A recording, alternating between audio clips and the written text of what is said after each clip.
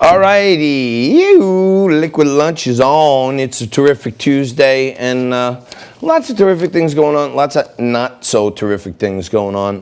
One terrific thing is I noticed on the message board on Facebook, where you should be following us and subscribing, that my daughter Ava is tuned in from Marist College. Hello, baby.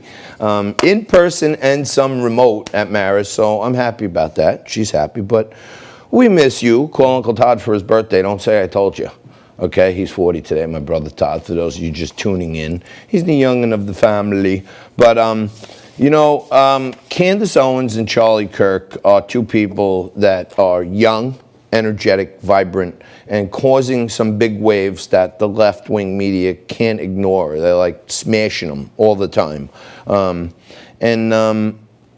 I talked about this yesterday a little bit, but I want to get to Candace Owens, a tweet she put out. I talked about this yesterday for a little bit, that the president has a duty to fill vacancies on the Supreme Court while he's in office. It's a duty. It says shall, not may, not can, not possibly. It says the president shall, and shall means you don't have a choice. You shall, okay? Candace Owens made it really nice where she pointed out that, there's nowhere in the Constitution that it says you shall abide by someone's dying wish. And her quote was perfect. I think I need to brush up on the U.S. Constitution. I must have completely missed the section about dying wishes. And this isn't to be disrespectful to the justice, okay?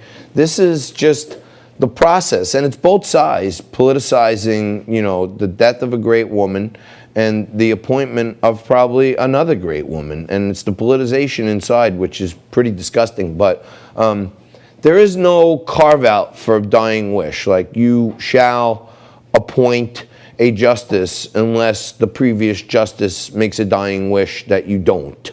It doesn't exist. So this is all political rhetoric. They call it kabuki theater sometimes. It's just all, for the masses to absorb and program your mind to think something terrible is going on.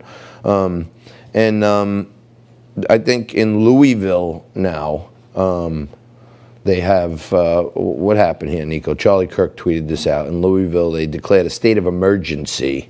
Charlie Kirk said Louisville declared a public state of emergency before an announcement about Breonna Taylor's case. If you have to declare a state of an emergency in anticipation of announcement, you're not actually dealing with peaceful protesters. You're dealing with violent extremists. And that's like, as I mentioned before, Candace Owens and Charlie Kirk are, two of the rising stars in the young Republican Party. And, I talked about it last week. They picked off some of our great talents right here from Liquid Lunch. Aaron Elmore and Morgan Zeggers are now contributors to Turning Point Live, and they're doing these intraday snippets, doing their own streaming, so we'll keep you posted on that. And at somewhere out there, Joe Biden was doing an interview for Telemundo, and the guy is struggling with the English language, so he's, in the sit-down far apart. And R.J. McCready said, Biden just did an interview with Telemundo where he was asked questions, turned to the left, and read the answers off a teleprompter. So, Jess or Mike, if we could find the actual video of that Telemundo interview, I'd like to show that to people, because it's not like we don't know. We all know. We all know what's happening. It's Trump said it the other day. They're going to give him a shot, and he's going to come out and be all pepped up for two hours, and then after that, who knows what's going to happen to him. So Joe, to me, it looks like he's on his last legs. Tuesday will be a big turning point. If they send him out there Tuesday, it could be over. It could be over before it starts. Postal Carrier Union endorses Joe Biden. All the postal carriers out there, warns that survival of the U.S. Postal Service is at stake. Endorsement comes after the president's resistance to Postal Service funding and his fight against expanded mail-in voting. So this is another, kind of false flaggage thing. The unions, of course, they should be for Trump because he wants to close our borders. And massive immigration causes more workers, causes lowering wages. So the unions should be for Trump, yet they're against Trump. And the U.S. Postal Service has always been there for us through rain or sleet or snow or hail.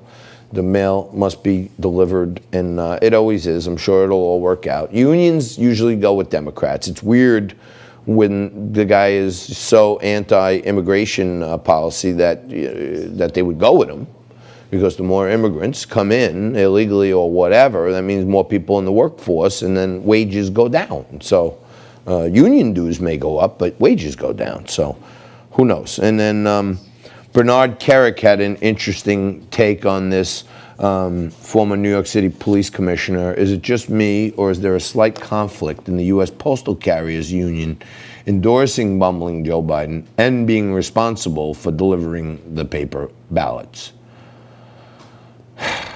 The guy was the commissioner of the NYPD. More importantly, he was the commissioner of the NYPD on 9/11. Showed great valor and bravery, and kept New York safe and all these other things. But you don't have to be the commissioner of the NYPD to smell a rat in that one. The Postal Carriers Union endorses Joe Biden, and then the Democrats want to step up universal mail-in voting and put the election in the hands of a bunch of folks who, at least their union leaders say, support Joe Biden. So, if I was supporting someone and I saw 10 Joe Biden ballots and I saw one Donald Trump ballot, and I was a sinister person, I would throw the 10 Joe Biden ones in the sewer. And then I would just turn in one. This is all I got. I think most people would do that. It might be human nature. I mean, most people wouldn't break the law, but it's certainly, I think there was, Ilhan Omar said it only happens in like 0.6% of the mail-in voting. So she thinks it's okay for a certain small amount to be in there, but this election, like the last one, is going to come down to every granular last county and having. Oh, we have the Biden video. Okay. Here's a little video of Joe Biden on Telemundo with the teleprompter. Quick lickety-split action from the team. Check this out.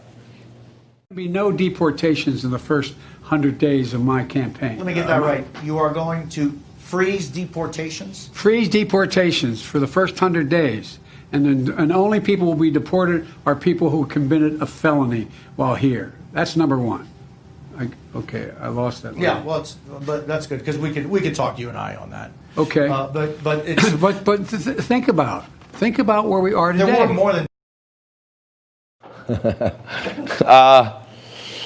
You know what? I lost the line on the teleprompter. Could we try that again? I know this is a live interview and everything, but I missed the line there. Jennifer Palmieri, campaign manager, could you re-roll the? Roll that back. I missed the line. Hang on 1 minute. This is getting crazy, folks. They're trying to make it look like he's having a live interview, but he's reading off a teleprompter.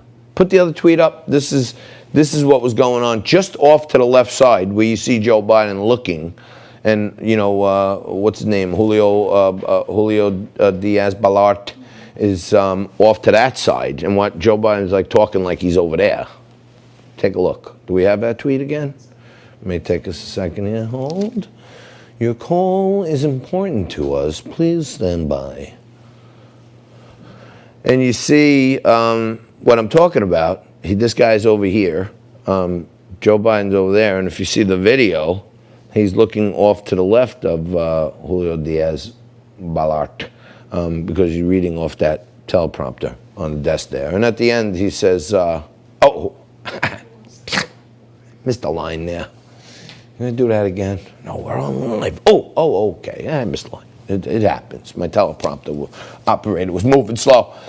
I don't even know what they're doing, putting them on Telemundo. because he's got enough problems mastering the English language. So why they would have him on a Spanish channel is a whole nother story. But I guess, you know, it was the encore performance for his dance to Despacito the last time he was addressing the Latino audience. So the hits just keep on coming with Joe Biden. It looks like he may have taken too many hits to the head.